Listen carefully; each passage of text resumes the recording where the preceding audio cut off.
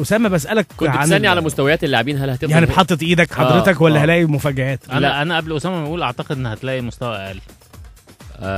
وانا هوضح الحته لا لو مستوى اقل يبقى نروح من دلوقتي نقفلها. لا هقول لك انا هقول لك على لا ما هو لو اقل ما تقوليش، لو اقل قول لي اقل او مروح. انا هقول لك مين هتلاقيه اقل ومين هتلاقيه كويس، او مين هتلاقيه ممكن يكون محافظ على نسبه معينه من المستوى. انت عارف في الثوره بعد الثوره بتبقى ممكن مرارتك تتفعل بسرعه يعني خلي بالك الطاقه عندك قبل الثوره كان ايه اللي هو ايه اصبر على جار السوق يعني جات على دي، يعني ما كله الجو ده عارف انت يلا ما هو كله بايظ، ما هي الدنيا بعد الثوره بقى بيبقى خلقك ضيق، انت تلاقي اللعيب من دول هيعلنا بقى ويعرفنا ويصدعنا، يبقى ايه مش هنسكت.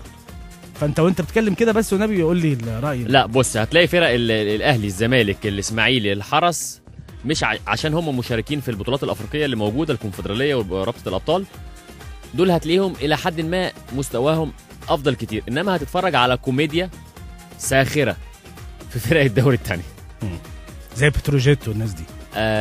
احنا ما انا بقول لك انا من يعني لما نيجي حفله يعني كوميدي هتشتغلوا كوميدي في الفتره اللي جايه هتشتغل رياضه كوميدي. ليه؟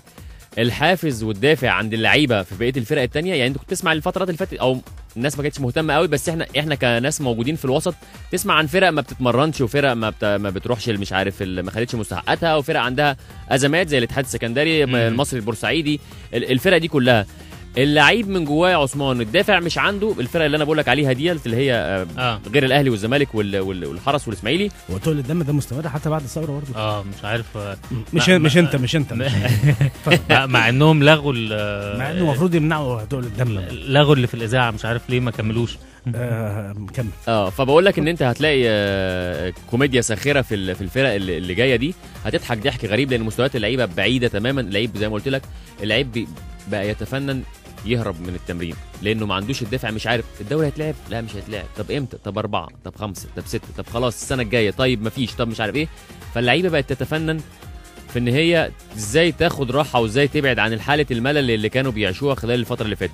اللعيب كمان بقى من الثقافه السياسيه الزيرو الى الثقافه السياسيه، تلاقي اللعيب جاي عايز يرغي من الثقافه السياسيه الزيرو الى الثقافه السياسيه الزيرو برضه. لا واحد يعني واحد عايز يعني اتحسن شويه. مش قوي في ناس كتير زي ما هم لسه. لا سمع اصله يا عثمان بقى يسمع تعديلات، بيسمع قانون، بيسمع دستور، فبقى جاي عايز يتكلم في فتره الكوره اللي احنا جايين نلعبها، عايز يتكلم الساعتين دول برضه سياسه زي ما بيسمع كده. بمناسبه السمع ده فكرتني انت بحاجه دي اللي انا بضحك عليها. هايدي بنتي اللي عندها 9 سنين بتقول لي انا عايزه انتخب، قلت لها لا اجري العب فين؟ قلت لها ما ينفعش يا حبيبتي لازم لما توصل 18 سنه.